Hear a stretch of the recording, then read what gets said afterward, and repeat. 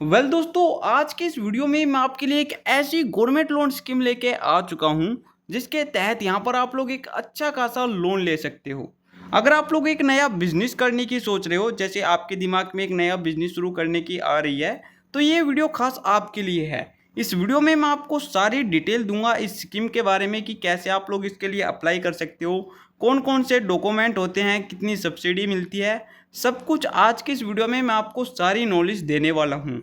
आप लोगों ने क्या करना है, बस इस वीडियो को कंप्लीट वॉच करना है। वीडियो अच्छी लगे तो वीडियो को लाइक कर देना है और चैनल पे नए हो चैनल को सब्सक्राइब जरूर कर देना है, क्योंकि मैं अपने इस चैनल पर आपके लिए ऐसे ही गवर्नमेंट लोन वीडियो लाता रहता हूँ। तो देखो, इस लोन योजना का नाम है स्टार्टअप अप इंडिया। ये जो स्कीम है ये हमारे भारत सरकार के द्वारा चलाई गई थी।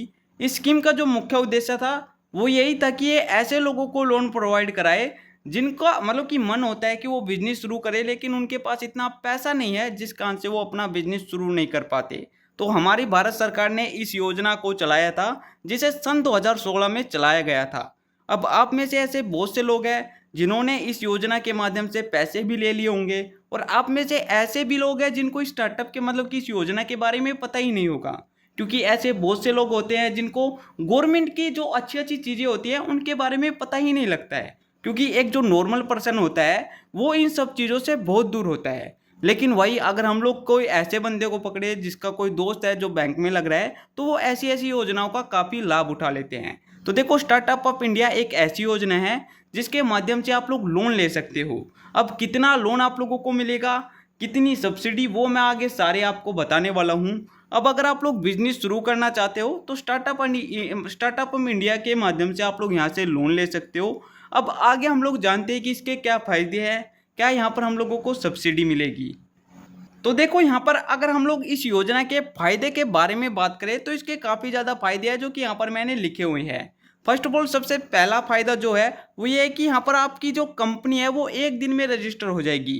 कंपनी का यहाँ पर मतलब है आपका बिजनेस। जैसे आपका कोई एक नॉर्मल बिजनेस है या कोई आप एक जैसा बिजनेस सोच रहे हो, जो भी आप लोग बिजनेस सोच रहे हो, उसको अगर आप लोग अन्य किसी और माध्यम से रजिस्टर कराओगे तो उसमें वीकों लग जाते हैं, मतलब कि हफ्तों लग जाते हैं। लेकिन वही अगर आप लोग इस स्कीम के माध्यम से यहाँ पर रजिस्टर करवाओगे तो इसमें केवल क्या लगेगा, इसमें आपका सिर्फ एक ही दिन लगेगा। एक दिन के अंदर यहाँ पर जो आपकी कंपनी है वो यहाँ पर रजिस्टर हो जाएगी, जो कि मेरे को काफ़ी अच्छा फ़ायदा लगा।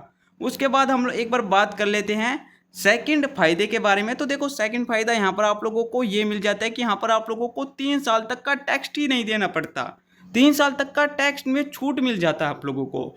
वही अगर आप लोग सोचो, अगर आप लोग इस स्कीम के माध्यम से अपने बिजनेस को शुरू करते हो तो यहाँ पर आप लोगों का 3 साल तक का टैक्स जो बैलेंस होता है वो आपके पास बच जाता है, यानी कि आपके पास काफ़ी अच्छा प्रॉफिट बच रहा है। वही अगर आप लोग ऐसी स्कीम के माध्यम से या फिर कोई अन्य मतलब कि कोई भी स्कीम यहाँ पर आप लोग यूज ना करो और उसके माध्यम से यहाँ पर अपना बिजनेस को शुरू करो, तो ऐसी कंडीशन में क्या होगा कि आप लोगों को पहले साल से ही टैक्स देना शुरू करना पड़ेगा।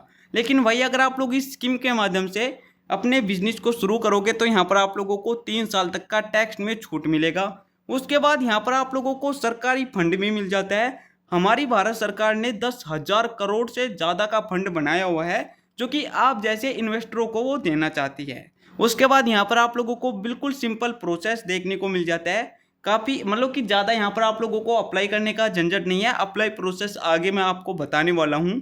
उसके बाद यहाँ पर अगर आपका यूनिक आइडिया है, जैसे आप लोग कोई बिजनेस शुरू करना चाहते हो, आपका बिजनेस एक यूनिक आइडिया में आता है, सरकार को ऐसा लगता है कि हाँ भाई आपके बिजनेस में कुछ यूनिक चीज़ है, तो ऐसी कंडीशन में भी यहाँ पर आप लोगों को अन्य बेनिफिट मिल जाएंगे। अब वो बेनिफिट कौन से होंगे वो आपको आगे पता लग जाएंगे जब आप लोग अप्लाई करोगे। अन्यथा अभी तो मेरे पास कोई ऐसा यूनिक आइडिया मतलब कि एग्जांपल नहीं आया है जिससे मैं आप लोगों को समझा पाऊँ। लेकिन अगर आपका यूनिक आइडिया सरकार को लगता है तो ऐसी कंडीशन में यहाँ पर आप लोगों को बेनिफिट भी मिल जाएंगे।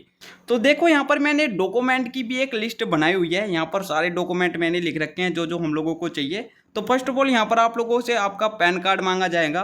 पैन कार्ड एक बेसिक डॉक्यूमेंट होता है जो कि मेरे मतलब कि आई थिंक आप सबके पास होगा, तो ये एक बेसिक डॉक्यूमेंट है, ये आपके पास होना ही चाहिए। उसके बाद आपसे आपका बिजनेस प्लान पूछा जाएगा कि आप कौन सा बिजनेस शुरू करना चाहते हो, जैसे से आपका जो बिजनेस है वो किस टाइप का है, कैसे वो लोगों की प्रॉब्लम सोल्व करता है, मतलब वो किस तरह से लोगों को प्रोडक्ट प्रोवाइड कराता है। उसके बाद आपका फ्यूचर प्लान क्या है अपने बिजनेस को लेकर, ये सारा यहाँ पर आप लोगों ने एक प्लान बना लेना है, एक कॉपी में या फिर पेज पर लिख लेना है। उसके बाद आधार कार्ड आप लोगों से मांगा जाएगा। आधार कार्ड भी काफ़ी ज़्यादा बेसिक डॉक्यूमेंट है, तो आई थिंक ये भी आपके पास होगा। उसके बाद आप लोगों से आपकी एजुकेशन के बारे में पूछा होगा। मतलब कि यहाँ पर ये जो मैंने लिख रखे हैं ये सारे मेन डॉक्यूमेंट है, तो ये सारी चीज़ें आपके पास होनी चाहिए, जो कि मैंने काफ़ी आसान भाषा में आप लोगों को समझा दिया है। उसके बाद देखो यहाँ पर जो भी आप लोग स्टार्टअप शुरू करना चाहोगे वो यहाँ पर DPIIT के तहत उसको मान्यता प्राप्त होनी चाहिए। अगर नहीं है तो सिंपल से आप लोग इसको मान्यता प्राप्त करा सकते हो, कुछ सिंपल स्टेप है। अगर आप चाहो तो मैं उस पर भी एक प्रॉपर वीडियो बना दूंगा।